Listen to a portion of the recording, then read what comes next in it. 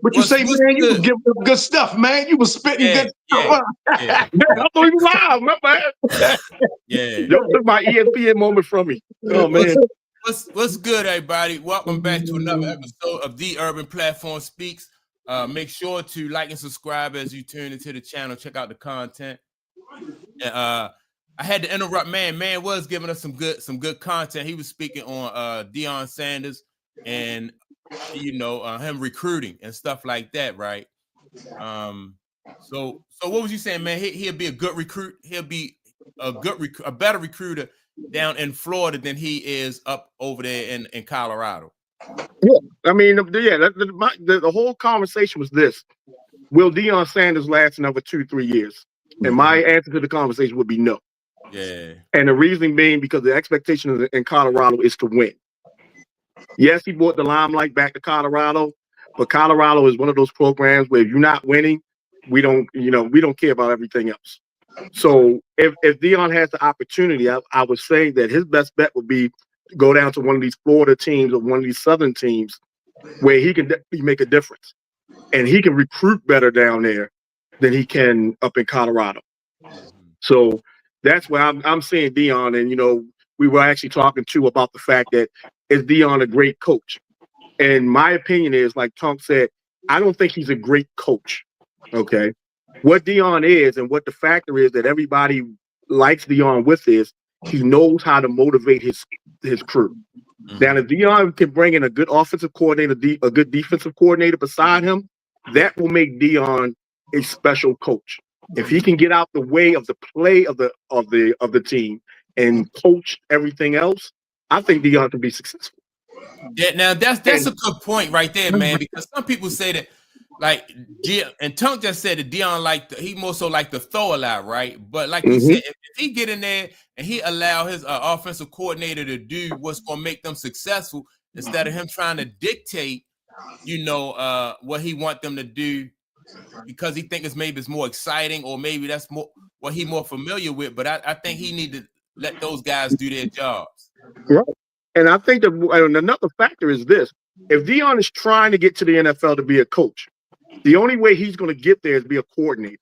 First of all, even offensive defense. That's why I think he puts his hand into his offense so much on the college level to show these NFL coaches that, hey, I can coach offense, or hey, I can coach defense, instead of just being a head coach. I never looked at it that way. I mean, that's a good point. That's a good point.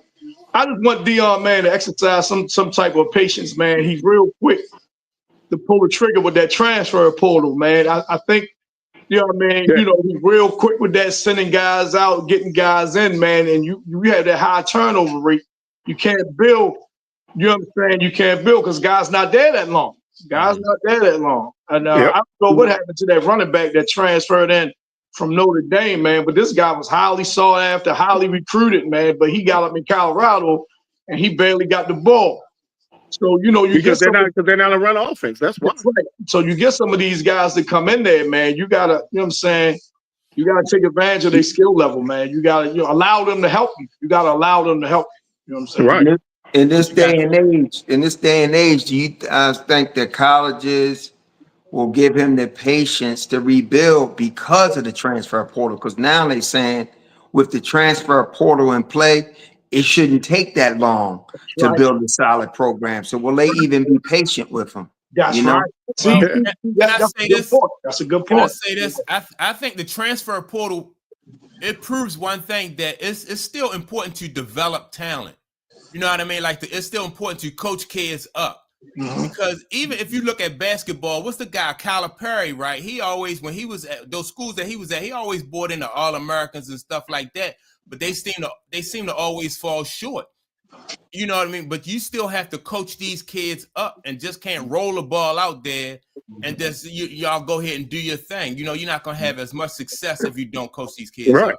And that's I think what Tunk was saying. Deion is more of a motivator than a coach. Right. You know what I'm saying? And whoever brings him in or wherever he goes, two things are going to have to happen. The school is going to have to understand that, and Deion is going to have to play his role.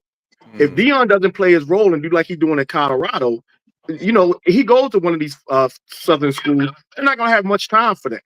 You know what I'm saying? Because these Southern schools want to win. I'm gonna ask y'all this, right? And do y'all think if he was to get a different job and he would leave Colorado and he go to a like a bigger type program, SEC program, Auburn need a coach, Penn State need a coach. Do you think he comes with that same type of fanfare that he would have when he first got to Colorado? I do. I think whatever team I think whatever team he goes to, it will be on ESPN right away. No, Deion Sanders is now the new coach of Penn State. But Clayton, I don't know your reason for saying no, but let me tell you mine. Because it seemed to be all smoke and mirrors. It seemed to be all smoke and mirrors. It's like a dog and pony show. But when you get right down to it, where the wins against quality teams, where the bowl wins, where the playoff appearances, things like that. So I think people gonna be excited, but nowhere near to the extent where he got that Colorado. People was coming in from all over. You know what I'm saying? Standing on the sidelines, throwing parties. Having cookouts. At halftime. I'm saying, I don't think that's gonna happen. You know what I mean? But you know why that is though? Because he took a HBCU and took him to the national limelight. That's why that happened. Why? I'm not saying that wasn't warranted when he got the Colorado job. I'm not saying that wasn't warranted. I'm just saying his next stop, if he leave Colorado, we don't know.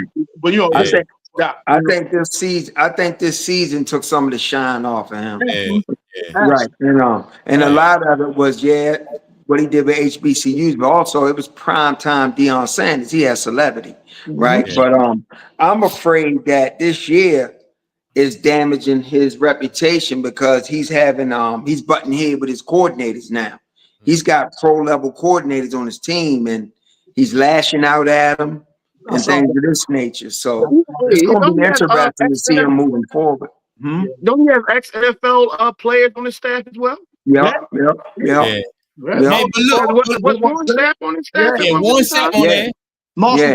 Marshall backs coach. Look, also you got to consider going to somewhere like Penn State and some of those bigger schools. Like the standards are different, so you know what I mean. Like it's easier to get people at Colorado excited about Deion Sanders than it is Penn State. You go to Penn State, they have a winning tradition already. You know what I mean? If you send them to USC or any of those or any school in the SEC, just about, they not really gonna be doing backflips for Deion Sanders because they've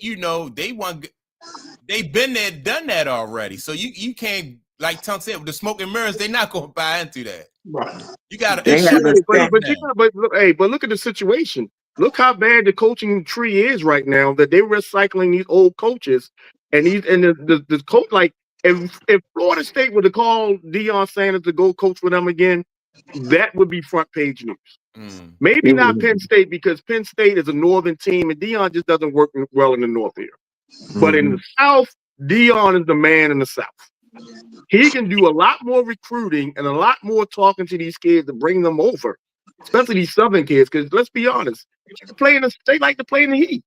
Kids do not like to play in the cold that much. Yeah, and that's why Notre Dame having a hard time battling back. You know what I mean? Like they not having success like they did back in the day. But that brother got them dialed in up Notre Dame though, man. Yeah. He got them dialed in, man. That young brother up there, man. Yeah. He doing nice things with them, man. He doing some decent things. And they started off slow this year.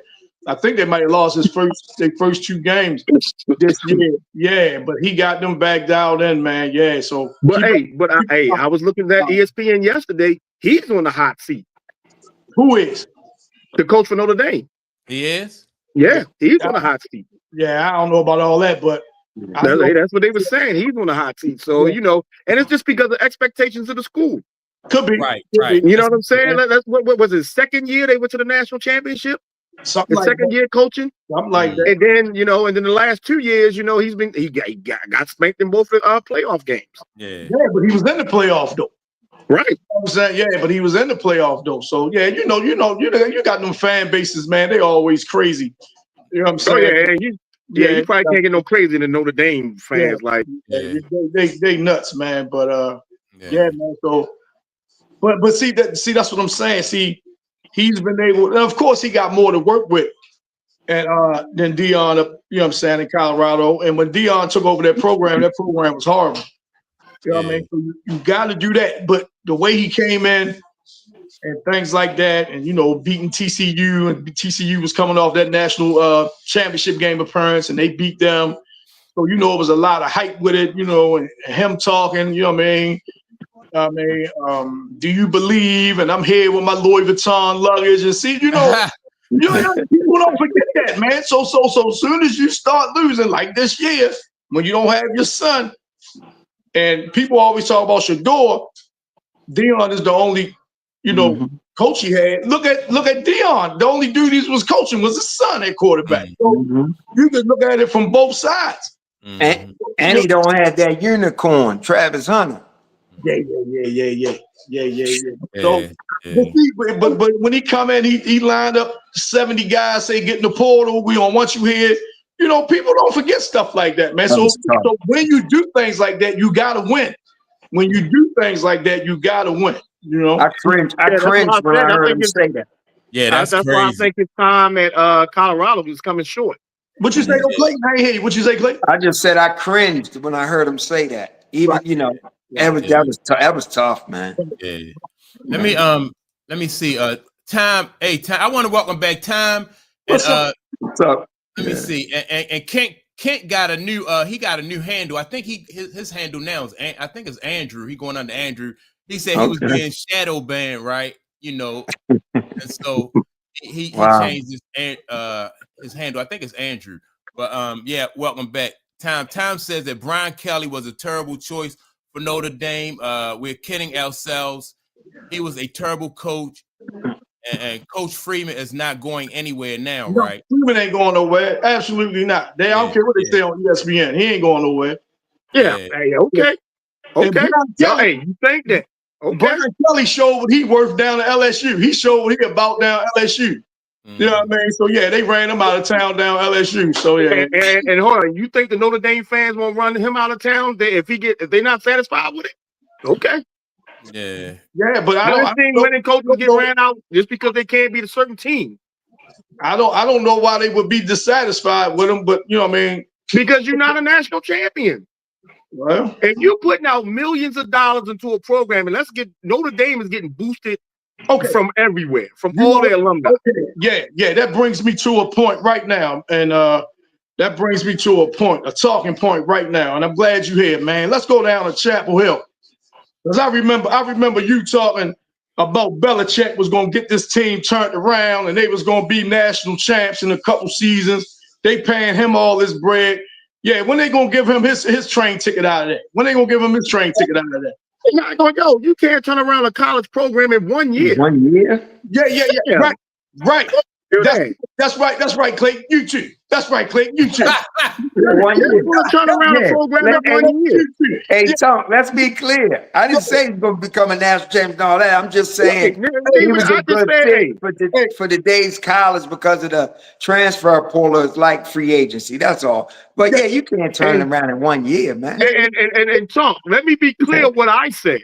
I said Belichick is only going to be coaching for 2, maybe 3 years. Then he's going to move into the front of college. Of that football program. Well, so what were your expectations for him when he got down there? What were your expectations? To turn the program around. That's it. Yes. No, you were talking about they would be in the national. You talking about they would be in the hunt for a national title. No, I never said that. For one thing, hold up, talk. For one thing, they playing in the ACC. Mm-hmm. The ACC only has one team that has ever came close to that. Mm-hmm. So if you can run the gauntlet in the ACC and you still will go into the tournament like 8 or 9 or 10, because you're playing in the ACC. So my expectations for him is never to be national champions. No. Yeah. My expectations for him to turn the program around. And I do think, Tom, I know I didn't have no expectation. I do think we questioned how capable he was going to be able to get players to come to North Carolina because it wasn't necessarily known to be such a great football program. So I was making these same points I was like, Yeah. man, it's not a football hotbed. One of y'all, I can't think of, one of y'all said, well, he grew up, his father coached against Duke, and that was one of his motivations, to beat Duke. And I said, well, Duke is not the only team on the schedule. You know what I'm saying? Duke wasn't the only team on the schedule. And somebody said, I don't want to put it on, you know what I mean? But somebody said the transfer portal is similar to free agency. Yes, it is. It is. I'm not Absolutely is. doubting that. I'm not doubting that. You're absolutely right with that. But but y'all was saying by being comparable to free agency, he would have success in bringing players in. Now, I said that's why the college leaned on him. Yeah, They so hired him he got a because of that. couple years to get it together. I'm not saying, you know what I'm saying, but all that talk, man, that, you know, being in the national title hunt, I wasn't buying that from the start. I wasn't buying it. I don't know. I don't know where the confusion, because I don't never remember saying it's going to be a national championship hunt. But what I did say though, and what we're doing now is we are talking about North Carolina. If Belichick was not there, we would not be talking about North Carolina sports. I think that's the same thing with Deion in Colorado, though, to be honest. Yeah, exactly. That's exactly what it is. Yeah. Exactly what it is. Yeah. Mm-hmm. So look, let me I had something else I wanted to get into, but I think this right here, Andrew, this right here, I think is this Kent Carlson, and he says that all youngsters think that chasing the bag is the way to go these days. They'll find out they'll find out life ain't fair, right? And so with that being said, I wanted to talk about, first thing I wanted to get into today on the show is with these guys right here. You got I was watching Kion Anthony, right? I watched clips of two of his games. The first game I watched, he scored like 15 points. He looked real good out there. The second game I watched, he played against Delaware State. He looked real good out there. Looked like if he stay a couple years, I think he definitely going to be a pro prospect, right? Some people think that he ready now, right? I think, it won't hurt for him to polish up his game a little bit more, to stay in college one more year. I don't think that'll hurt. Then the Boozer boys, they are at Duke, right? I don't know. I can't tell them apart. You got Kion, you got Cameron. I think Cameron is the one that's at Duke already, and I think the other one is coming behind them, right? But, isn't one of them like the number 2 prospect coming out of high school or something? Yeah. I think the one that's at Duke already, I think that's Cameron. I think he a bigger, he the taller one. I'm not sure though. Okay. I ain't sure. Okay. But the thing with these kids, right? And then you got I just want to talk about, as far as like being a parent or a former athlete and getting your kid prepared and ready for to play at the next level, whether it's in basketball or whether it's in football. How much of shortcuts leeway should parents be willing to give their kids to get them at the next level? You know what I mean? And and the reason why I'm saying that, y'all probably know why I'm saying that, is because I'm looking at the path that Bronny James took. He obviously, in a lot of people's opinion, he went to the league and people didn't think he was ready. Then so now when you compare him to Kion, who his father, has taken his time in developing him and let him go to college, and it just seemed like when you look at those two kids, they just got two different styles of games, and you just see that one kid is more polished than the other, and it looks like one kid was not allowed to take shortcuts.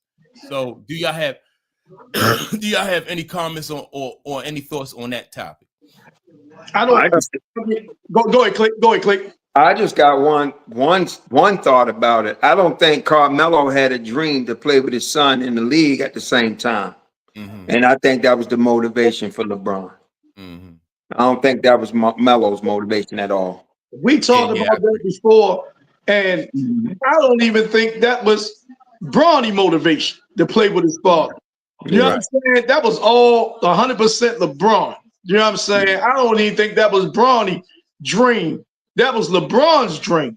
You know, but go back to them Boozer the twins, Mike. First of all, I didn't know both of them wasn't in school. I thought both of them was down already. I didn't know one was there and one wasn't. Yeah, one is going next year. As far as I just looked it up. Okay, what do you had to go to prep school or something? Mike, he had to go to prep school first or something. Sure. At first, I thought they was twins. That's why I thought both of them was there already, right? I thought they were twins. Yeah, I don't know if one had to go to prep or what was the situation. And now, Bronny, he got drafted, but he didn't. He wasn't no high pick. He was a second round pick. You know what I'm saying? He went to school. I don't think he was ready for the league. When he got drafted, but yeah, you know what I mean. So he didn't come straight out of high school like his dad did. You know what I mean. He went to the D League and things like that. I don't necessarily consider that a shortcut, but the Boozer boy is better than Bronny, right? So he's going to be a high draft pick. Yeah, I think he's going to be a high draft pick. You know what I mean? Just for the little bit that I done seen of him and the highlights, like you said, that I done seen, things like that. I don't think that Shedeur took a shortcut getting to what he got. You know what I'm saying? I think he worked for it. And yeah, a lot of people, including myself, I think you know what I mean, he was underdrafted. You know what I'm saying? Instead of being overdrafted, I think he was underdrafted. I don't think he was no fifth round pick. I thought he should at least at worst been a third round pick at worst. You know what I'm saying? So I looked also. Anna says that she see more potential in Bryce, right? Me too. And I watched Bryce game. I watched 2 games. I watched the exhibition game, and then I watched him. He didn't get in the game against Florida, right? But I see more potential in Bryce too. And the reason why I say that is because Bryce will have the opportunity to develop. Number one, they are the 13th ranked team. Arizona ranked number 13 in the country. So they got talent there. So he's going to practice on a day in and day out basis with guys who are going to definitely at least 2 guys that I can see on that team that can play in the league, right? Then you have a coach there who said that for him, it's not about Bryce being ready now. It's about Bryce showing, getting better day by day, right? And I like that for Bryce.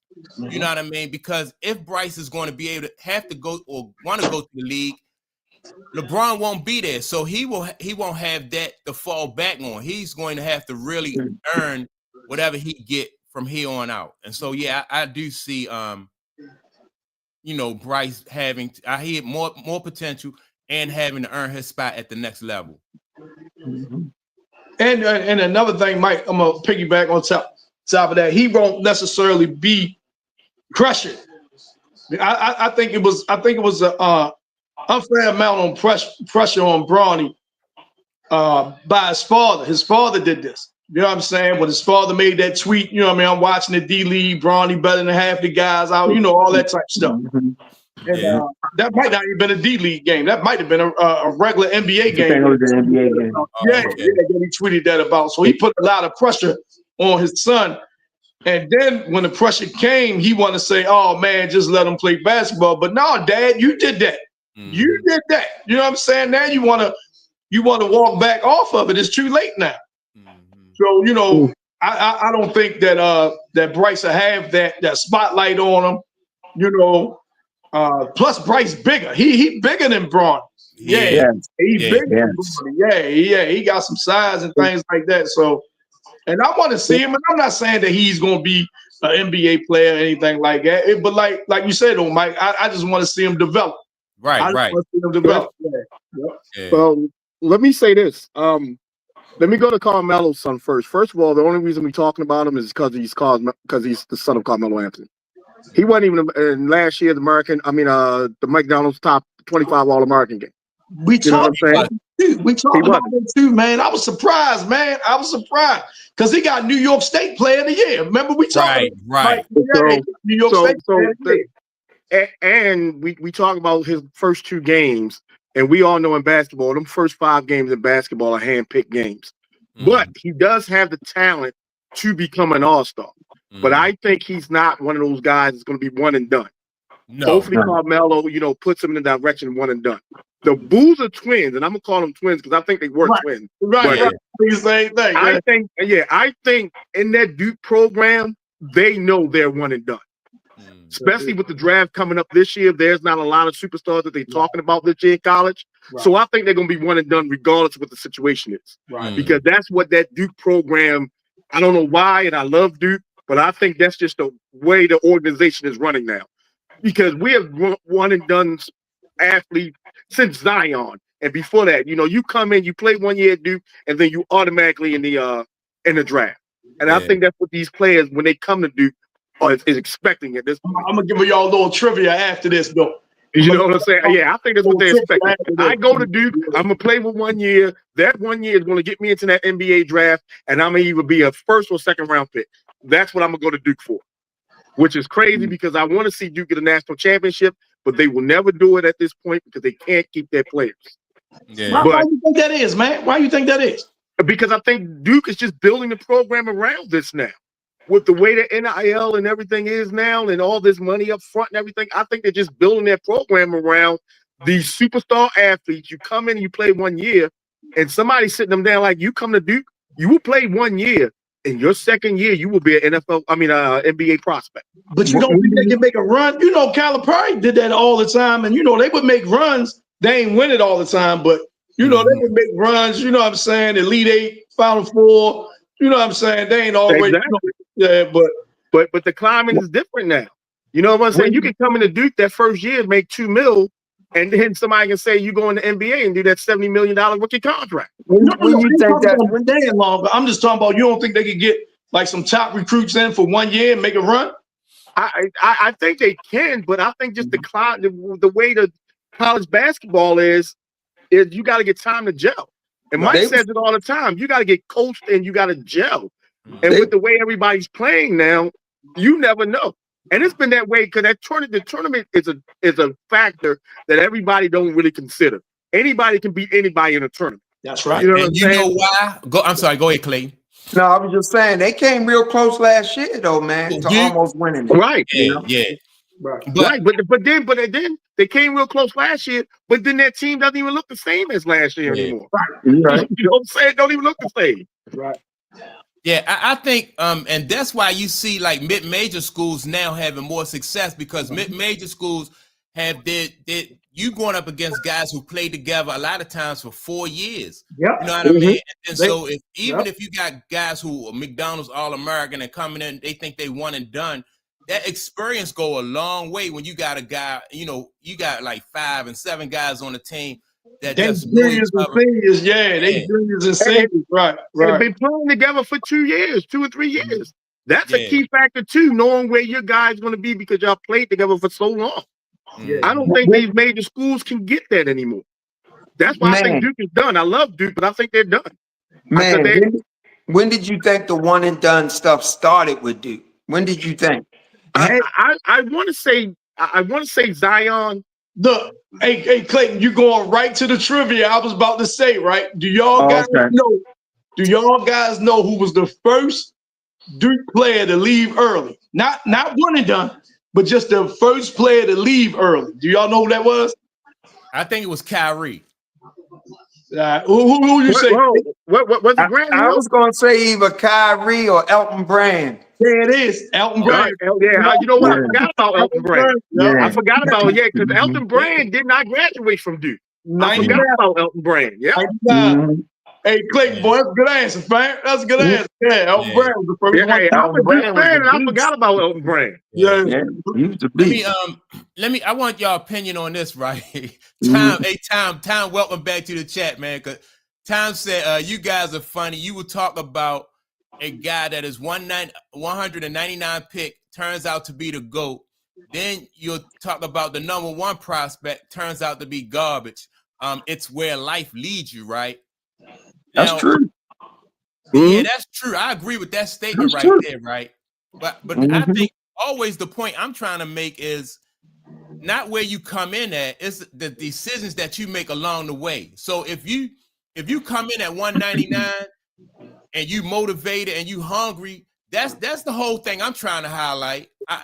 Don't come in at number 1 and be entitled or have that entitlement because you will. You know what I mean? You will find yourself out of the league. And we always hear about guys who don't reach their potential because the guy who is hungrier and comes in after them winds up, getting that position, or at least So having let me more. ask you guys a question then. Now we can time in on that. Let me ask you a question. In basketball, who do you think that had the Tom Brady type career that came in as a low draft pick, but then blew up to be, oh my God, this is a great player? Wow, that's a Jerry Rice. No, I'm No, talking about in the NBA, in Oh, in basketball, in the basketball. NBA. And I'm in Because basketball. we know it happens in football. We know it happens Yeah, in football, yeah, it but happens does it in football. really happen in the NBA where you get that third round pick and now we're talking about him Not like as much. he's a And you know superstar? why? Because basketball, they can say, all right, they can pretty much be a pretty good gauge of your success, because you can tell if that by the height they had that NBA body, as they said. You know what I mean? They could tell how you move and create space. Whether just the physical part of it, they can tell like what kind of career. And us we all play basketball, so we pretty much can watch somebody play basketball and we can size up their game without a whole lot of without even seeing a player a whole lot. We can size up their game. Now, and we won't be able to pick out a Michael Jordan or something like that. You know what I mean? It's hard to predict that, but you can tell if somebody gonna stick or not. Well, how you defining a superstar? Well, no, I'm just talking about somebody that we will generally talk about as being one of the great NBA players. I'm not even saying you got to be top 50 of all time. So where was Joe Dumars drafted at? See, I was great. Go there. I was thinking Robert Ory, and come to find out he was drafted in the first round. Robert Ory was. Yeah, by Houston. Do you remember Robert Ory when he played at Alabama? You remember him? I do, but I didn't think he was first round draft. I thought he was second round. And or early third. And he played center at Alabama. And he played center at Alabama down there with James Hollywood Robinson and it was another guy down there with him. But James Hollywood Robinson was Robert Ory and Latrell Sprewell. They played together down Alabama together. You guys may not agree with me, but I'm gonna say Dennis Rodman. Yep. Oh, okay. Yep. Yeah. That's an excellent choice. That's an excellent choice. Yeah. But see, nowadays, man, the NBA only got 2 rounds. So, what I mean? You basically gonna find a dude, free agency or something like that might turn into a superstar. Because it's less players to pick from, whereas though the NFL got 7 rounds. So you might get a Mr. Irrelevant like Purdy, you know what I mean? Dennis Rodman, Dennis Rodman was drafted number 27th in the second round. Okay, so that's second round. So what about Steph Curry? What about Steph Curry? Where was he drafted? I thought he was drafted first round. What? When he drafted first? First round? Coming from Davidson? First round, but I think it was late. No, it wasn't. No, it wasn't late because he was coming off that tournament. So, That's right. Right, but his first couple years, remember, he had them ankle issues. Yeah, and he almost got drafted. I mean, he almost got traded. Remember? Yeah, they almost traded him. Yeah, and remember they took Johnny Flynn in front of him. Remember Johnny Flynn from out of Syracuse used to wear the real big shorts. Johnny Flynn in front of him. Yeah. Johnny Flynn in front of him. Yeah, man. So he got drafted in front of Steph, man. So you ain't see Steph being what he became. You know what I'm saying? You ain't see him doing that, Yeah. I used to debate my son. When me and my son reunited, I used to debate him.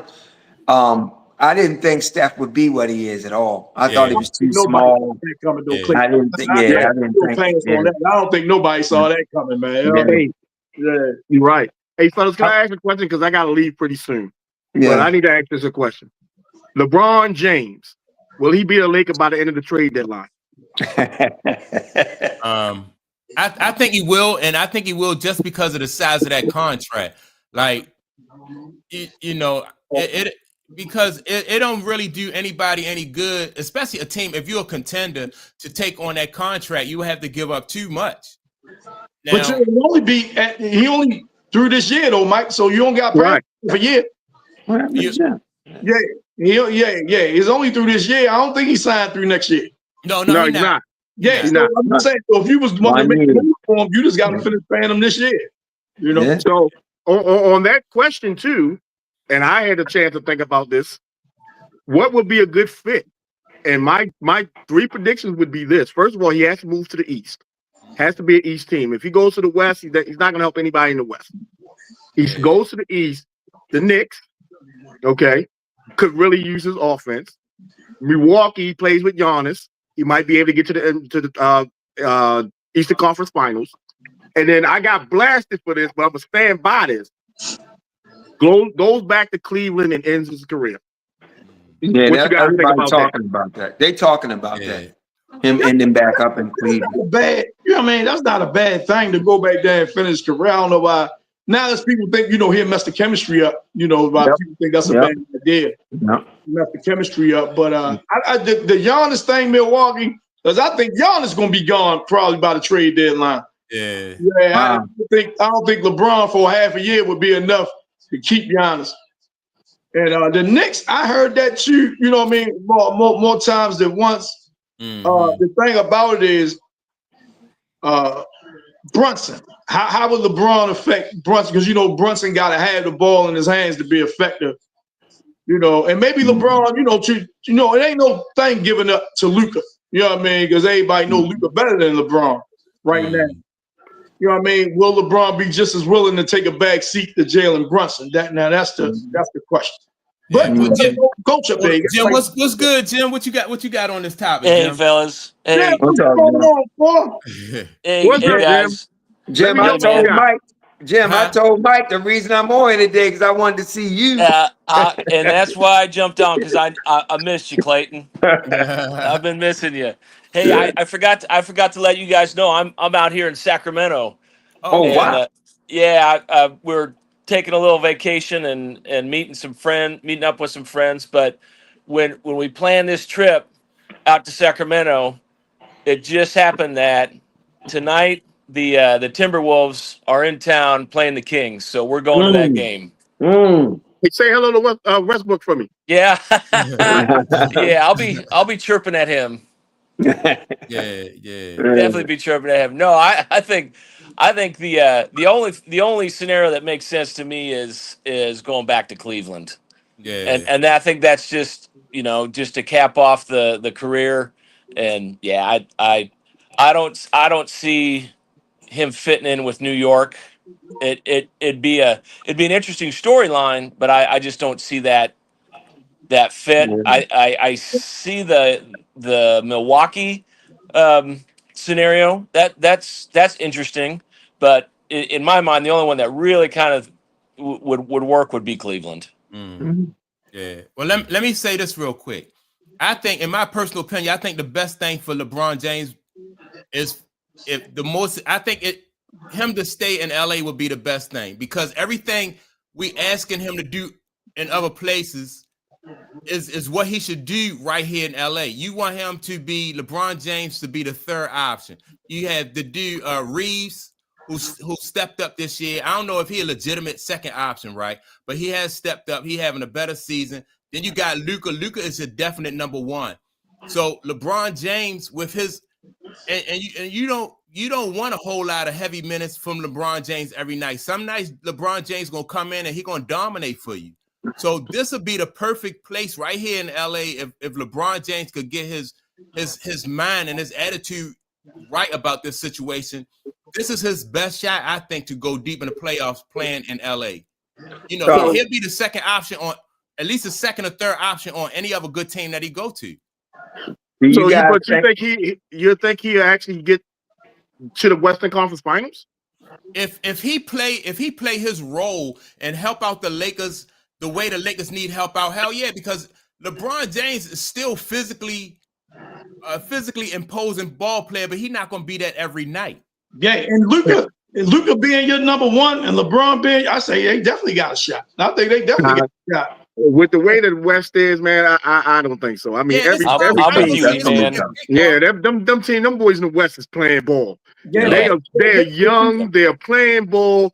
You got San Antonio, you got this big guy playing like he a guard right now. You got OKC, who's the defending champions, and they look like can't nobody beat them. Yeah. The way they playing, it looks like can't nobody beat them. And then, hey, let's not forget the rant in Houston. He is, dude, I love LeBron. I like LeBron. I like the Lakers. But for me, if you're going to end your career and you want to win, he has to go to the East. I think the East, going to the East gives him a fighting chance. Let me ask you guys a question. Do you guys think that LeBron has a say in it anymore? Does he still have that strength? I think he does just because he's LeBron. Yeah. No, I think the Lakers want to move off of him. Right. And I don't think he has a say in it. Like, well, you know, he don't have a no trade. He don't have no right. trade. He doesn't have a no trade. Right. That's why I said, you know, they could move off him, but I don't think they'll send him to Detroit. Or, you know what I mean? I don't think they'll just send him to, you know, no enemy. You know what I'm saying? And right. And whoever's going to get him, I think they're only trading draft picks. If I'm the Lakers, I'm only wanting draft picks. Yeah, if I'm the Lakers GM, it's whatever team that's going to give me something that's going to make my team better for the future. That's it. Right. That's it. But look, right. If you come off LeBron, right?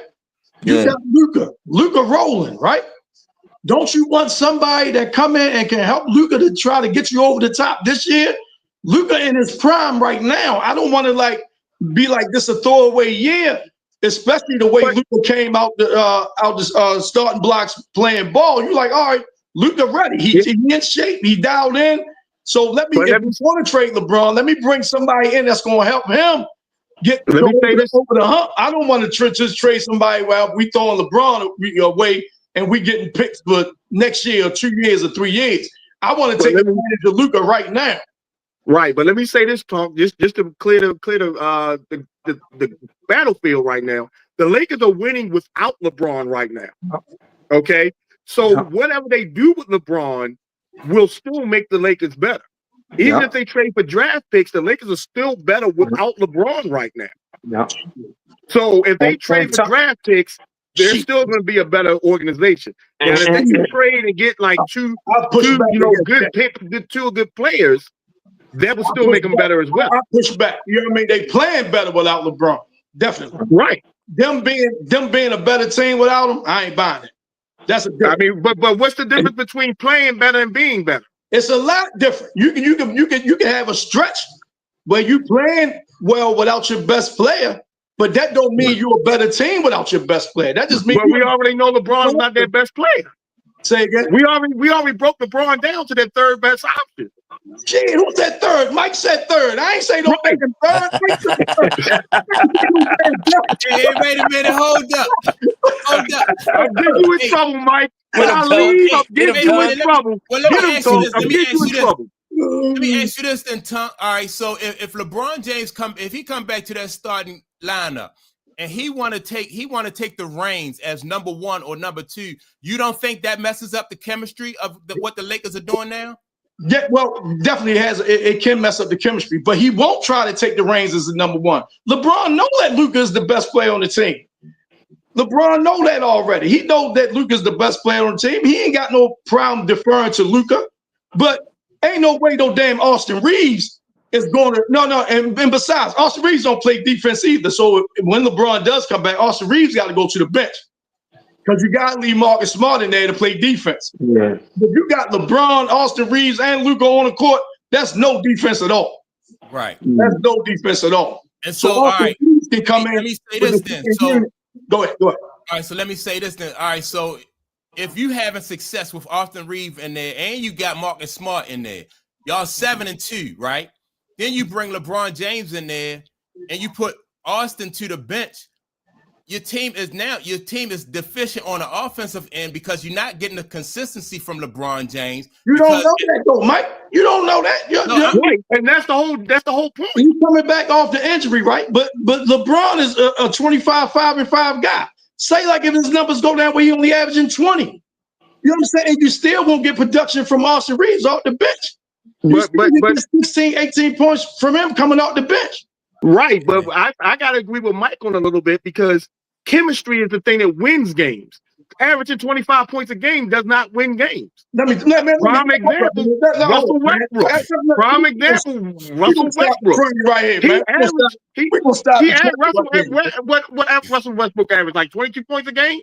Yeah, I want to get to him too. I want to get to Westbrook too. But, That's where. but let's talk about it and let's be real. Russell Westbrook has not won anywhere he went. No, I don't want to turn it to that. I don't want to turn it to that. I want to stay on track, huh?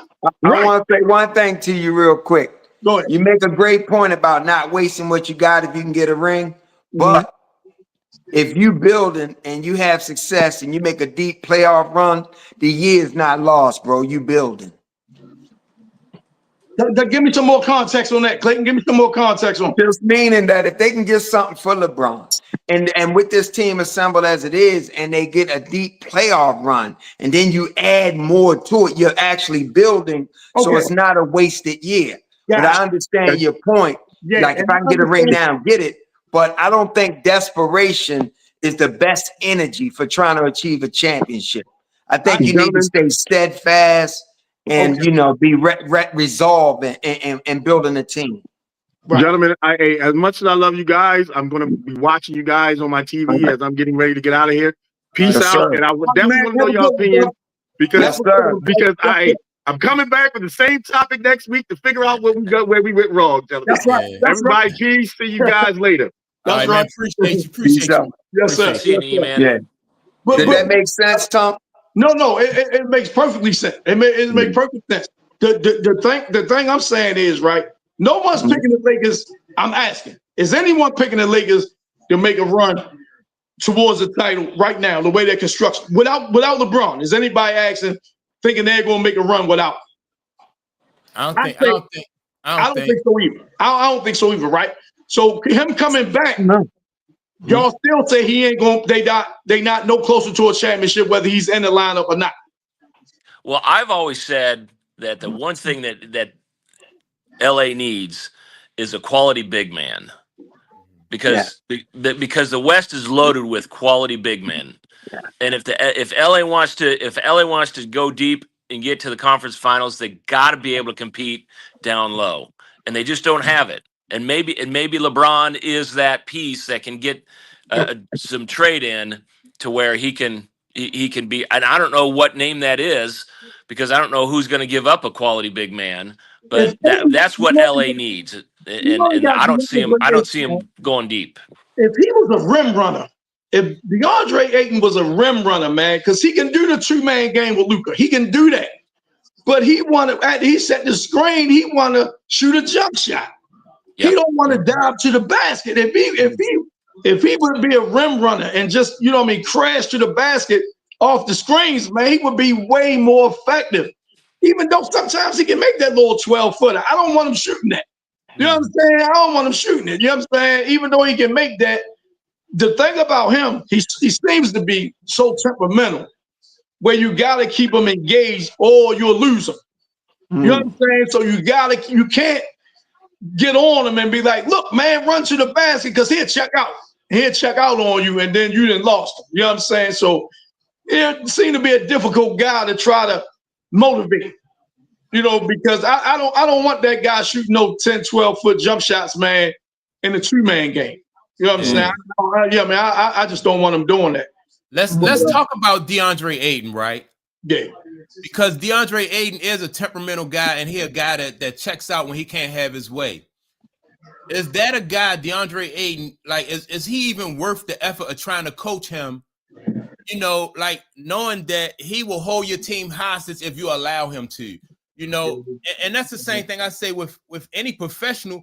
You got to give the team what the team needs sometime instead of giving them what you want to give them. He want to shoot jumpers. You got Luka shooting threes. Right. You got Reeves shooting threes and mid-ranges. Like, why, we don't need you doing it. Even if we win sometime with you doing that, that's not what we need in the long run. We don't need that from you. Yeah, you make a couple of them jump shots. We still don't want you taking them. You know what I'm saying? Still don't want you taking them. Yeah. What you How say, old Jim? is DeAndre? How old is he? He probably close to 30, if not. I was thinking the same thing. I was thinking the same thing. I don't know that there's much more room for growth for DeAndre. That's true. Yeah. I mean, he is what he is. Yeah. Well, I was hoping when the Lakers got him, I was like, well, maybe this guy, he's he feel like he got something to prove. Like the way he went out in Phoenix, Right, and right, what he right. did in when he was at Portland, Right. he got a bad rap. So the only way the Lakers win is if he came to the Lakers with the attitude and approach that I got something to prove. I want to change that narrative that's out there about me. That's the only way the Lakers win. What is his strengths, y'all? What does he do well?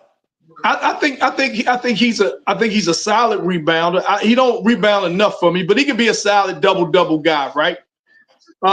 He's a presence on the defensive end in the lane, even though I don't think he blocked as many shots as he should. You know what I'm saying?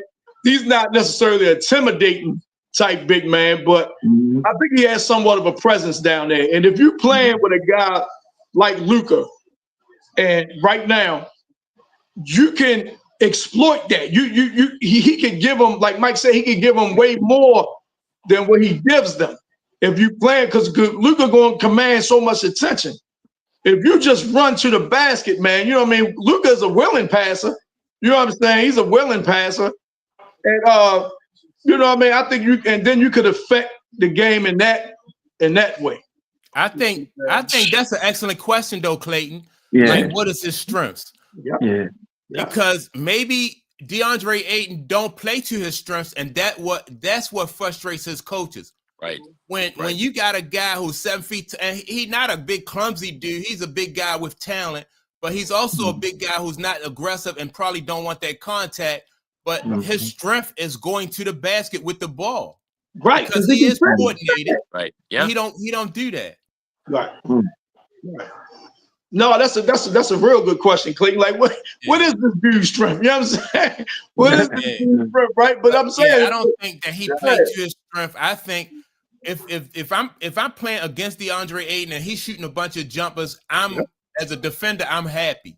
Ain't no question. He let me off the hook. Right. Ain't no question. All the time. All the time. Man, Jonathan Taylor just broke the game open, man. I'm sorry. Yeah, I just thought. Yeah. You saw that run, Tom?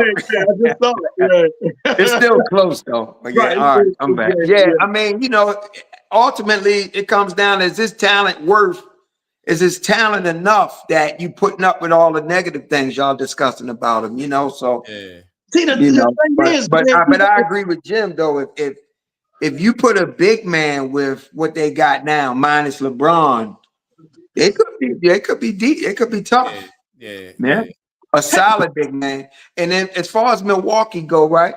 I don't think Giannis I think he's actually, they thinking about getting something for him, because I don't think his career gonna stay in Milwaukee. Yeah. I'm hearing that he might get moved to the Knicks too. So you know what I'm saying? So if I'm the Lakers, man, maybe Giannis is in play. It's always something tricky, right? Yeah. With got superstars when say like, I'm gonna use Milwaukee for the example. Say like their trade partner is the Knicks, right? What the Knicks would maybe have to get up to get him, he'll be going to a worse team. You know what I'm saying? Because of all the have to unload. You know what I'm saying? So many players and picks, but they might have to give up so many players that they have for the trade. Once Giannis get to New York, like, damn, no one's here. When is his contract up? I think he got 1 or 2 more years after this season, if I ain't mistaken. Yeah, I'm not sure. Yeah, because if I'm teams, I waited out because you don't have to give up as much a haul for him. Yeah. Let me see what Anna says, that being a threat alone will fold defenses, right? And I think if he was committed to like being like a stopper on defense, DeAndre Ayton, hell yeah, that make the Lakers look a whole lot different. And I know man said the West is tough, and that's true. But Luka, if you remember, Luka made it. Look how far Luka made it. You know what I mean? When he was at so I think Luka could do it, but either they need a big man or they need a bona fide number 2. And you talking about motivation. I think Luka's motivated. I think he's motivated. He's playing with a huge chip on his shoulder and things like that, right? So, and but look, real quick, guys, we can come right back here. How tall is Carmelo's son? How tall is he? No. I know Carmelo's like about 6'8", and his son looked to be like at least about 2 inches shorter than him. So he might be like 6'5". Okay. He might be 6'4", 6'5", I'm thinking. Okay. About 6'5", yeah. We can go back. I just wanted We could change speeds because I want to talk about. Did y'all hear that the guy? What's the guy? That Antonio Brown got extradited from where was he at, in Dubai? Yep. So first of all, he goes on run in a country that has you know what I mean, that extradite. That what do they call it? Extradition laws. Yeah. Like you say, extradition laws. You know what I'm saying? Yeah. He only he gets on social media, you know, letting people know where he at, man. I'm like, man, this dude decision maker is crazy. You know, there's one thing nobody's ever confused Antonio Brown with, and that's being smart. Yeah. You know what, man? When they first start talking about him suffering from CTE years ago, right? I always dismissed it, right? I'm like, man, y'all say that about everybody. I'm not. With some of, like you say, some of the decisions this brother has made, man. I mean, going back to, remember when he left Tampa Bay? No, remember he left. Yeah, he left Tampa Bay, but he was in the middle of the game. He took his jersey off and ran off the field and stuff. Yeah, man, I'm like, something's going on with this dude, man. You know what I'm saying? That's not somebody rational. You know what I mean? Have rational thoughts, man. I started buying into that CTE thing, man. I really did. I think something wrong with him too. Yeah, his judgment. You know, like his judgment is just. Yeah, they say the boy Burfict, when Burfict hit him from Cincinnati that time. That was tough. Right. Yeah, they say when he hit him that time, man, they say that was like the beginning of it. After, you know, he started changing. You know what I mean? Yeah. But man. So look, right. The attempt murder charges stem from, wasn't somebody trying to rob him or fight him or something? He was at a club. Like he was at a club, right? And I thought somebody tried to grab his change. I might be mixing up instances or something like that. I'm not sure what happened, but I thought somebody tried to grab the change or try to jump on him, try to bank him or something. And I think he busted his gun or something like that, right? But I ain't sure. I might be mixing up his situation with someone else. Well, now from the film, now this is what they say. They say that he had an altercation with somebody inside some type of venue, like a club or something like that, right? The person was on their way out. They was leaving, and you can see this part on the. Antonio chases after them. Yeah, he goes off camera, off film, and then you can hear some gunshots, right? Yeah, so now what you do know is that when you see him chasing somebody or going after them, that give you a few seconds to make your mind up. Like, is this something that I want to do? Right. You know what I mean? So that part right there is clear. That part right there, you know, people don't have to guess about. You know what happened inside, I don't know, and what happened once he bent that corner and you hear the gunshots, I don't know. But in between there, when he had the opportunity to be like, you know what, let me turn around and go back in the club, you know. So that's where he messed up at.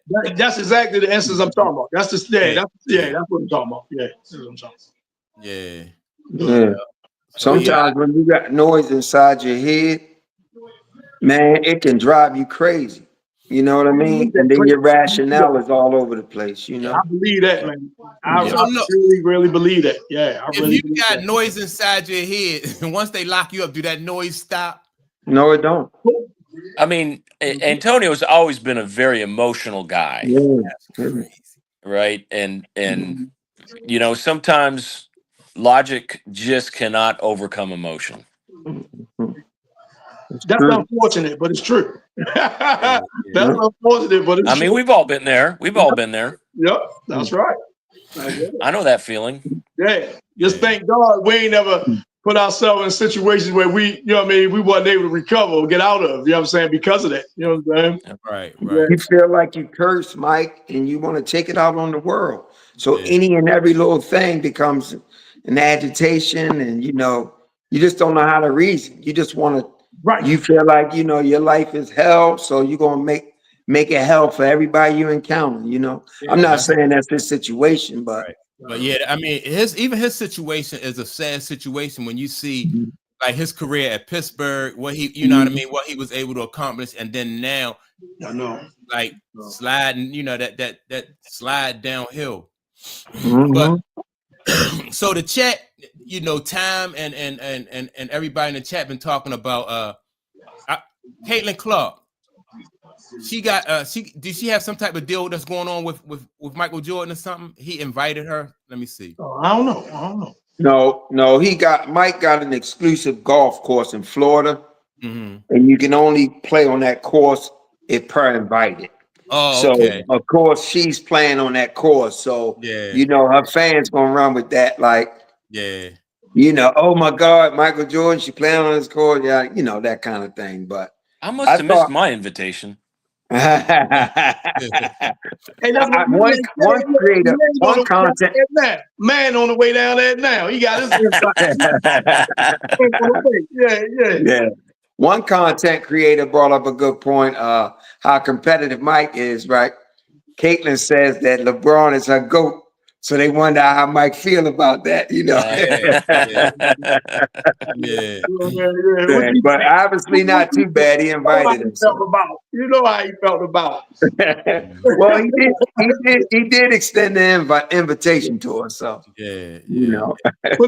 While we on basketball, I say I want to show this real quick. Jim brought up out there in Sacktown right now, right? And I wanted to talk about Russell Westbrook, man, who I think he got a little bit, you know what I'm saying, labeled as being washed a little prematurely, man. You know what I mean? Sometimes, man, even though you want certain places to be a fit, they're not your fit. You know, sometimes you want people to want you and appreciate you, and then they don't, right? But that's not necessarily a reflection on you. You understand? That's not necessarily a reflection on you, man. And Russ, man, one thing I always liked about Russ, he always played hard. You know what I'm saying? I question his decision making at times, ill-advised shots, turning the ball over and things like that, going 100 miles an hour where you only need to be going 50. But I never questioned his heart, and I never questioned his will to try to win. You know what I'm saying? And want to win. And I think, man, he got a bum rap when he came with the Lakers. I know he was hurt when he said Denver ain't want him no more, things like that. You know, and I'm glad to see, you know what I mean, his resurgence. I'm glad to see, I'm happy for him, man, that he has a resurgence in Sacramento, man. Because it seems like all he want to do is play ball, man. It seems like all he want to do is play ball. You know what I'm saying? So I'm glad he's doing well, and I'm glad he found a fit. I want to see how I'll let you know how he plays tonight. Yeah. I want to see how the whole year play out for him. Right now, he's rolling. You know, 16 a game, he's getting plenty of minutes. But I want to see how it play out for him. Clayton, you know, he don't need to be averaging a triple-double no more and things. And, you know, he go out there and give you 15 points a game, man. And, you know, that's all you need from him at this point in his career, man. And then he probably just happy that somebody wanted him. You know what I'm saying? That somebody wanted him, you know, because, you know, the season started, he wasn't on the active roster. So, you know what I mean? So he just probably happy that, you know, Sacramento, you know what I mean, took interest and they wanted him. So Atlanta ain't done, boy. Second in goal. Who Atlanta playing? They playing who they playing? The Colts. Oh, the Colts. Yeah. This is a good game too. This is a good game too. It's a real go. What's that quarterback name? Jones. Y'all remember Burt Jones? I remember Burt Jones. Yeah, I remember Burt Jones. How can you be from Baltimore and not remember Burt Jones, baby? Burt was my guy. Burt Jones? No, Yeah. Nope. You don't know Burt Jones, Jim? He was a Colt? Yeah. Yes. Yeah. When he was in Baltimore, when they was in Baltimore, Burt Jones was that Do dude. you remember any Baltimore Colts players, Jim? Besides Johnny U. Johnny Unitas. That's it. That's it, baby. Hey, you ain't gotta remember nobody else. You know? Was Art Donovan a Colt? Yes. Art Donovan. Raymond Berry. Oh, yeah. Yeah. Come on, man. Lydell Mitchell. Oh, yeah. Mitchell. No, Raymond Berry was the one that coached New England when they lost to the Bears in that championship. Yeah. I didn't know that, man. I didn't know or don't remember it. You know what I'm saying? Yeah. We have a homeboy who told me. I'm Raymond Berry, Hall of Famer, baby. Yeah. Baltimore has some. How about, I know you remember him, Bubba Smith, Jim? Oh, of course. Come Hey, on, come baby. on now. Come on now. Look, Jim Parker, Big Daddy Lipscomb. Yeah. Big Daddy Lipscomb, yeah. Man, you guys are taking me back to my childhood. Yes. Mine too. I was a little fella, man. But, Yeah. And the thing about it, man, it wasn't uncommon to be somewhere and see one of those guys like at a supermarket. Yeah. Or, Really? that is crazy. You know what I mean? Like you see more of them, the in the Oreos community back in the day. You know what I mean? Then you see these guys now. Like you'll be at a supermarket and run into Art Donovan, and he's still cussing and making us. Man, it's crazy. Jim Parker. Johnny. Go ahead, Tom. No, Jim Parker had a liquor store up there on Liberty and Garrison. Liberty Heights and Garrison. You were going there, you would see him. Johnny, you had a restaurant right not far from where me and Mike grew up. It was called Golden Arms. It was in York Road in Taos, right by Channel 2 News. I actually caught passes from Johnny Unitas. Get out of here. I'm not kidding you. My That's little league crazy. football team, he came past the football field. He threw us passes. And let me tell you, he's an old man, and that shit still was coming. Did you get both feet? He still could spin it. What? Did you get both feet in or what, man? Did you get both feet in? We was in the warm-up practice field. But yeah, man. Yeah. You could throw that. Wow, He that's still crazy. could spin it. Yeah. Yeah. That's awesome. Yeah. Crazy. Yeah, man. Those guys, those guys back in the day was just connected to the community. They was. They was connected, man. In Baltimore, you walking, it wasn't nothing. Like I said, to see Jim Palmer and all those guys. I was like, what the hell, man? That was cool stuff. Especially in Northeast Baltimore. The closest I got to similar situation was Carl Eller came and talked at our high school once, and that was an interesting. He's an interesting cat. And the one guy that I wish I would have ran into sometime was Alan Page. I remember Alan Page. Yeah, I mean those guys were the Purple People Eaters, but I mean the career Alan Page has had is amazing. After he left football, he became a lawyer, and it was on the Minnesota Supreme Court. The dude had a fascinating life. Mm-hmm. Wish I would have met that dude. That guy was really interesting. Do you guys remember a Baltimore Colts safety named Rick Volk? And he wound up playing for Miami, and Earl Campbell ran him over. No, I remember like Nesby Glasgow. Yeah, man. I played basketball one time, man, with Nesby Glasgow. Man, this dude hack you hard as I don't know what. Man, it's crazy. They say, man, it's different. It was always different playing basketball against a football player. Oh yeah.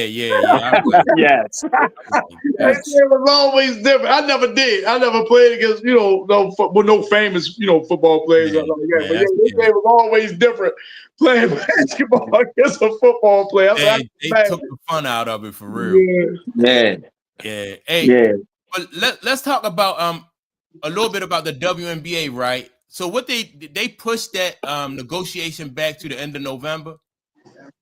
Oh, for the the collective bargaining agreement. Yeah, they signed an extension. Okay. Hey, is that good? Is that good, Clayton? Is that a good thing or what? How'd that go? It gives them more time to negotiate. Normally, when you get an extension, they probably gonna get something done. But that means they're working. They're working. Both sides are working. Yeah, they'll come together. It's so messy though, man. That's great. Actually, you got Nneka Ogwumike. She's promoting a whole nother league, on her social media. What do y'all think about that? Like this. What's that league called? The Euro League or something? I don't know. The B Project League. Project B, the Euro League. Yeah. What do y'all feel about her promoting a whole nother league when she negotiating on behalf of the WNBA, but on the other side, she's supporting a whole nother league. You think I'm not familiar with it at all, but I'm just going to ask this question. You think could it be like a little grandstanding? You think could it be that? Yeah. You know what I mean? To try to strengthen their bargaining position, leverage. Got somewhere else to play. Mm-hmm. You know what I'm saying? That feels like leverage. Yeah. Yeah. Now, I thought it could be as leverage, but if you're the WNBA and you got the NBA back and you like how much leverage, you already got a league that's established. Here you have a league that's talking about starting up. Then on top of that, the league that's starting up, they only want 66 players. That's it.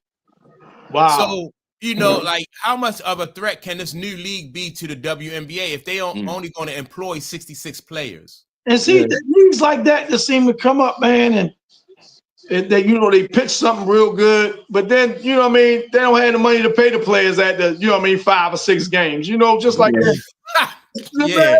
Remember that upstart league that was in Baltimore that Skip Wise supposed to sign with that never got off the ground, and I can't even remember the name of it, but it's been a few leagues like that they try to. Keith Booth was supposed to be start playing in a league one time, you know, that they was going to start up.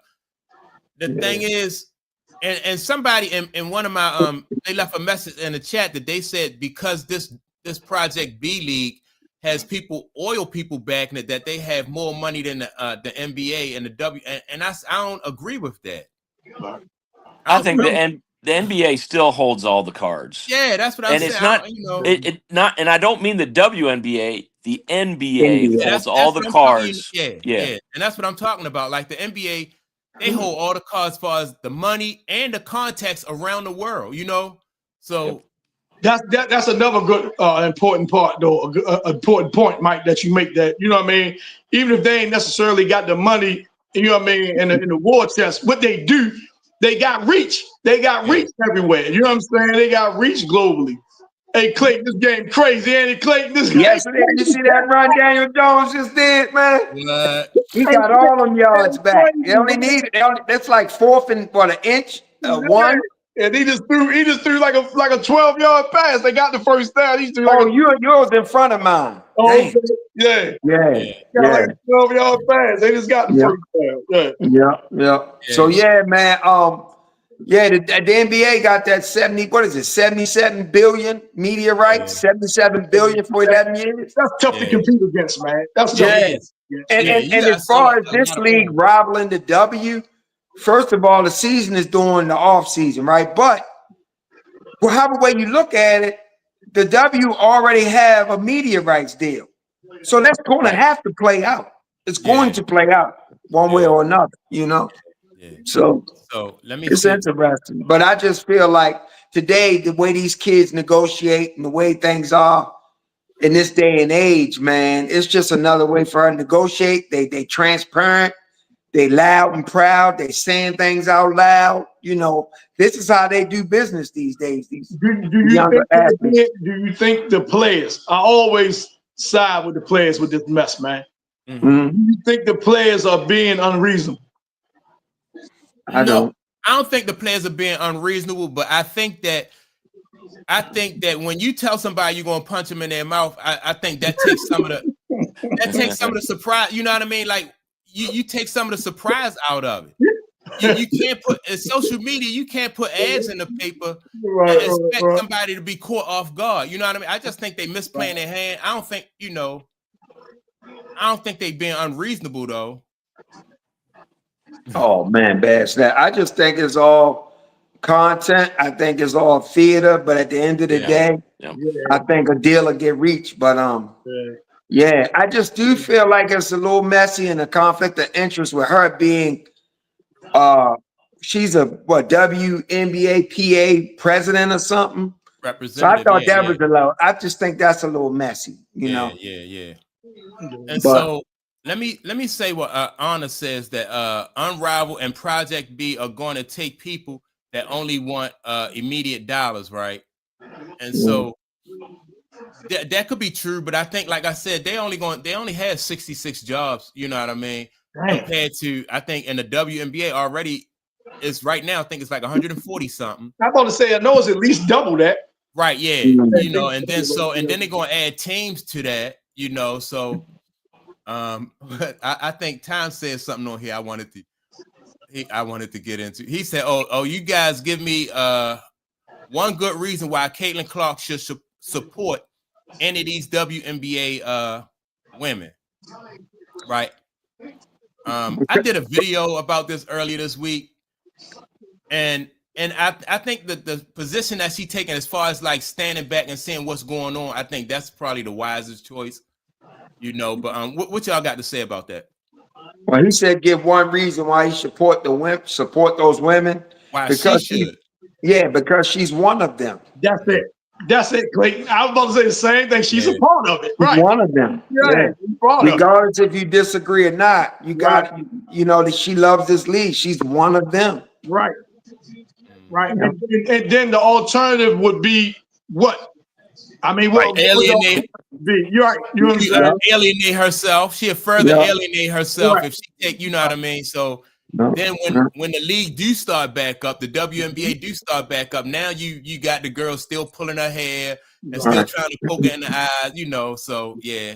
And then when it comes to free agency, you had a lot of people, you had a lot of players that was willing to come to Indiana in the offseason, minus DeWanna Bonner. They really wanted to play with her, right? Yeah. And then when you start doing things like that, then and you're the marquee name in Indiana, it becomes difficult to get players in, and it becomes difficult to build around you. So, yeah, it's unfair they put her in that position, but I think she handles it with grace. She don't say too much one way or the other. And you know, it's got to be unified. And right, absolutely. Strength in numbers.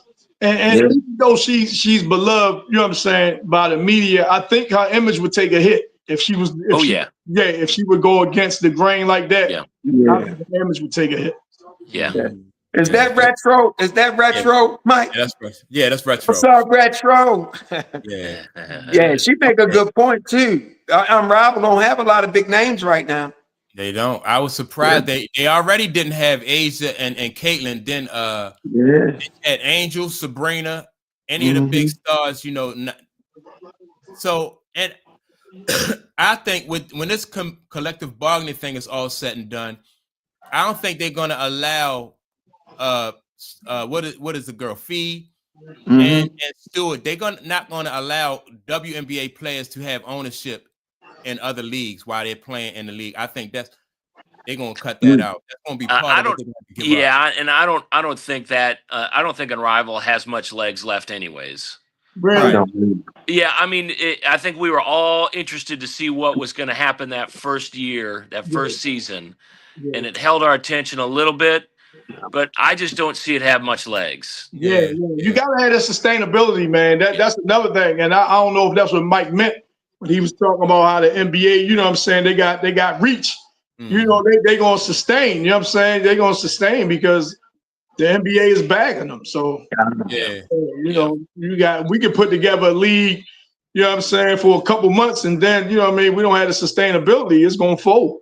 Yeah. So what the town say? Let me say, I believe Caitlin Clark don't need the WNBA. She can go overseas and make millions. That's a fact. When the girls from the WNBA will be running over there, something about a trashy commissioner, right? But I don't know. Like Clayton said, I think the best thing for her to do is just wait this thing out, see what happens in the WNBA, and just go back to playing. Make sure she's healthy when the season start back up. Yeah. The thing about her going overseas, she could have did that from the beginning. Yeah. Right. Man, she could have did that from the beginning. That's what she really wants. She wanted to be in the WNBA. You know what I mean? Yeah. That was never her dream. Right. It was never her dream. Right. To ask somebody to get No, I'm sorry. Go ahead, Clay. My fault. I'm just saying, to ask somebody to give up on their dream, good luck with that. You know? Yeah. And a lot of, you know what I mean? When you talk about women playing here, they never wanted to go overseas anyway. When you talk about Cheryl Miller and all of those women who play overseas throughout, the one thing they wanted to do was to play here with the best talent in front of their home, in front of their home people, their home crowd. So nobody wanted to go over there anyway. I think a lot of the average mid-tier WNBA players, they're still looking for how do I make my money, right? Because they don't have all the deals that the stars have. And so Caitlin doesn't have any extra incentive I got to chase this money over in Europe. She don't need to chase money. She's already got all the endorsements. She's already got all the all that's kind of tied to staying in the WNBA. And that's So- just what I was going to ask. Because the players, Mike, you brought up Cheryl Swoops, and I say Deanna Taurasi, you know, the older players. And I'm about to, what Jim just said, do you think if they had the endorsements that a Caitlin Clark has now, do you think they would have played overseas? I don't. Yeah. No. Well, Yeah. Well, I don't know, Me too. because a lot of them use the overseas to keep their games tuned up and to Yeah. get better. Yeah. To get better, you know. So some of them may have. You never know. I think the key to the success, though, is the ladies who don't like that base minimum pay is what's going to be the success. Yes. Right. Because if you have a strike or you have a lockout, like Jim said, the last person that is going to cross a strike or a picket line is going to be Caitlin Clark, Angel Reese, Asia Wilson. The women with those big deals already, they can hold out longer. Right. Now, you know, somebody who only making $70,000 or $80,000 a year, they are going to be the ones. And then on top of that, not only is their money at risk, but their job is at risk, because now you open that league to European players. You be like, all right, I'm gonna give y'all raises. Everybody who went out on strike, now you got to compete for your job. Yeah. Yes, that's crazy. Mhm. That's a crazy risk to take when you don't have no shoe deals, or you don't, you know, you're not doing no Jefferson Cleaners commercial, you know, none of that stuff. So I'm gonna tell at y'all risk. one thing that's gonna go down in history as the biggest bargain in sports marketing and shoe deals. It's gonna be this deal Nike gave Caitlin. Mhm. Watch all the money they make off this girl, and that 28 over 5 years, that's gonna be nothing. They got over on her. They really Oh, did. I agree. They made that with the Kobe Bryant deal in 10, Exactly. in a few minutes. So, Yeah. yeah. Them things, man, them things couldn't keep them on the shelves, man. It was like sold out in minutes. Yep. So yeah. Yep, that's gonna be the biggest deal. That's gonna be the biggest bargain ever. That might be why Mike invited her to that tournament, so he can, you know. But you might as well start courting her. You might as well start courting her. Mhm. Yep. Yeah, they family in more ways than one now. You know what I'm saying?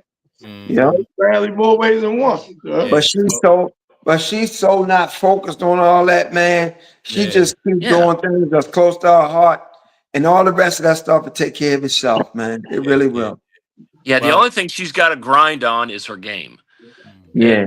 And you know, if you're coming off the bench for the LA Sparks, man, you got to grind to get that money. So it's not just the game. You got to go out there and get that Jefferson Cleaners local endorsement or whatever you can do, because I mean, you got to pay rent. You know, I got a Jefferson Cleaners T-shirt. I went on that website called T I got a Jefferson Cleaners. Get that tagline. Moving on up. Right. Did you guys hear what Steph Curry talked about when he first came into the league, bulking up, and how it messed with his body and messed with his shot? No, I didn't know that. Yeah, he did the Mind Your Game podcast with LeBron and Steve Nash, and he talked about that. See, everybody was trying to figure out what was going on with Kate, and I said it in the beginning. Putting on that weight, it hit her. She put it on fast, it hit her, it started affecting her. Sometimes you got to keep your DNA is made for your body to be such. And everything works. She was doing a lot of weight training. Oh yeah, she bulked up like crazy. And to me, that altered everything. Once you lose your legs, it alters your shot and everything. So to me, like, I think the best thing for her is to tone, stay linky, long, do like yoga and elongate, but don't necessarily try to bulk up. Sometimes you just gotta, because she used to use her speed as such an advantage. Yes. And it's even slowed up. But I'm glad Steph Curry pointed that out. He said, man, the coach came in. I forget who was the first coach he was under. It wasn't Mark Jackson. It was somebody else. And they came in and he changed everything up and said, y'all are messing up his shot with this goddamn weight training. And they shut that shit down. Yeah. I know what's his name went through that early in his career, Kobe Bryant. Yeah. If you remember how Kobe Bryant was when they played Indiana in the finals, Kobe was like real muscular, like, you know what I mean? Oh, More wow. muscular than what he, you know what I mean, what he turned out to be. And he Mhm. said he had to stop. What he said, because he was lifting 3 times a week. He said he had to go back to only once a week. He said he had to go back to only once because it was affecting his game. Yeah. That's what Allen Iverson was afraid of, though. Yeah. He was afraid that, you know, when they was trying to get him in the weight room, he was afraid that it was going to affect his game. You know, a lot of old heads say that, though. I talked to my pop, man, and he said, you know, this generation of them really didn't do the weight training because they, you know, it'd mess with my jump shot. They would always say, oh, man, it messed with my jump shot. You know what I'm saying? If I start living, I got to mess with my jump shot. So they never really was into, especially if you was a guard. I don't know how the big guys, you know, would train, whatever, but Well, guard, power forwards like was different. You know what I mean? Like power forwards, when you talk about somebody like what's the guy that was in Atlanta? Kevin Willis. Kevin Willis. Y'all know Buck Williams used to live. Yeah, I know Williams. Terry Cummings. You know, those were some big dudes, man. Yep. Hey, Mike, I used to tease Kevin Clark. Yeah. I used to think Kevin Willis looked like him. Yeah. That's true. Don't it? That's true. Yeah, he could make that remind you of Kevin Willis. Kevin Willis looked like that. Yep. He used to get mad at me, boy. I used to like Kevin Willis, though, man. I Kevin Willis. I like Kevin Willis. Hell yeah. Hey guys, I gotta bail out here pretty quick, but I just want to stop by and say hi and miss you guys and appreciate you. Enjoy that Clayton. game, man. I've been missing you, Clayton. I'm missing you too, man. Enjoy the game, man. You gotta tell us about that pheasant hunting, man. Next time. Oh, absolutely. Do you eat pheasant, Jim? Do you eat pheasant? Yeah. I do too. Yeah, that's a good bird. Oh, I used to. I don't even eat no more. But yeah, that's a good bird. Yeah. Yep. All right, enjoy. Okay, Jim. I'll catch you guys next week. All right. Have a good one. All right, man. I'm gonna take. I'm a couple more. I think Andrew. I told you. I think that this Andrew right here. I think this really can't. Hey, Andrew, let us know if you can't or not, Andrew. Let us know.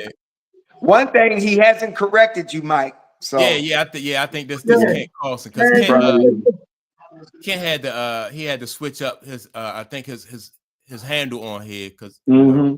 But and I just seen a remark from Retro. We talking about the money, but Cheryl Swoops got that first Nike deal. She's right about that. Yeah. I'm glad you brought that up because she did say that. Cheryl Swoops had it. She damn sure did. I remember. Yeah. I'm glad you brought that up because I was going to point that out. She 100% right about Cheryl had she had a signature shoe, didn't she? Yeah, I think so. Yeah. Her shoe looked a whole lot like Ken Griffey's shoe, but only hers was a basketball shoe. His was a baseball, but they look similar, like in their design. Yeah. And them Olympic gold medals. Once you won Olympic gold and stuff like that, those girls got endorsement deals. Yeah, they did. They really did. But Clay wanted more so like the team instead of individual. It was almost like the Olympic team, right? And not the end. Because remember, what's the sister name? Dawn Staley. I remember speaking on it where as though they was doing like a Wheaties box or something, and everybody from the team got on it. And maybe that's just one instance. That might be one thing. But I'm just saying they put them on commercials and stuff. And for that time, I'm sure the money they were getting was great for that time, you know. So yeah. Let me see what my man Town said. He said, Urban, I'll say it again. Please don't downplay women going overseas to play because they made more money over there and they got more playing time. That's the truth. Yeah, that was their number one motive for going over there was the money. Yeah, that was their bread and butter. Yeah, I'm not down in that at all. Absolutely. Yeah. I'm just saying for a woman like Caitlin, it's not a dream. I don't care how much money they throw at her. I don't think she goes. No, I don't think she go over there. Especially since she got them endorsement deals, and that ain't really with her. That's not a motivating factor. Not at all. But I mean, if she go over like her State Farm commercial, you know what I mean? It don't do her no good to be playing overseas and run a State Farm commercial here. Nope. You know what I mean? So and she wants to further inspire young girls to play in the W. That's her dream too. She wants Yeah. young girls. She really wants to extend the W and more young girls be able to play in the W. Yeah. And a lot of players that went overseas, what that season overseas wasn't the same as the WNBA season, so they was able to play both. Right.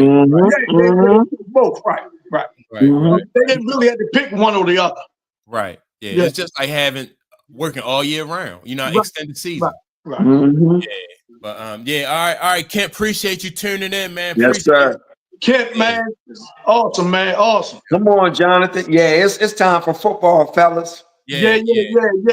I finished writing this morning. I wrote great prologue. I'm chilling. I feel productive. Great conversation with you guys. Yes, sir. Got to see, man. Yeah, always good, man. Rap shit, Yeah. man. So my Sunday was great, man. I appreciate y'all. Thank y'all. Appreciate y'all too. Likewise, bro. Yeah. Likewise. I want everybody make sure they like and subscribe to the channel. Don't forget, I don't go live on Saturdays no more, but I be here on Sundays. Okay. That's So yeah, man. I appreciate y'all. Appreciate let me see who was in here. We had Retro, we had Kent Carlson, we had my man Time.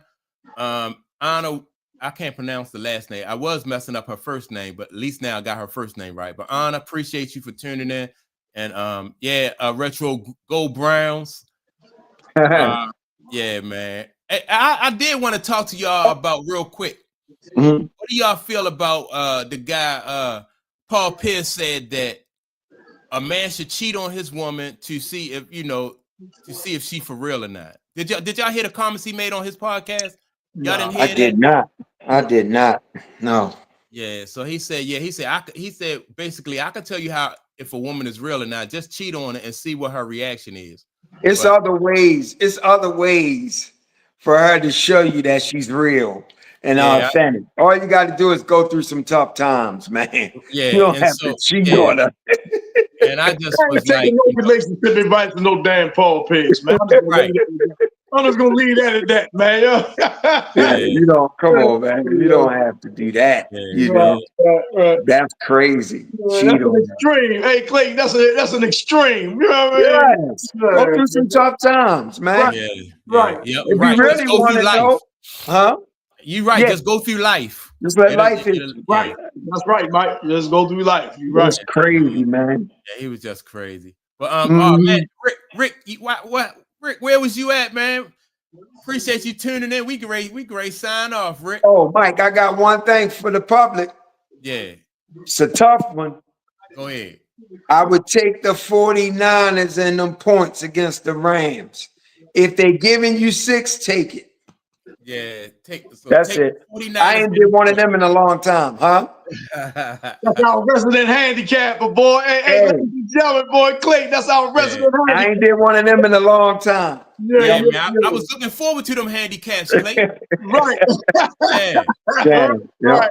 Take the Rams, man. I mean, take the 49ers. Yep. Hey, Rick, you slept in, man. Don't forget, Rick, we start at 11 a.m. on Sundays, Rick. So put us in the put us in on your calendar. Yeah, man. I appreciate everybody who tuned in. Make sure to like and subscribe. And man, so I'm going to get out of here and get ready for all right, fellas. Y'all have a good one. All right, y'all. Peace out, man. Take it easy. All right.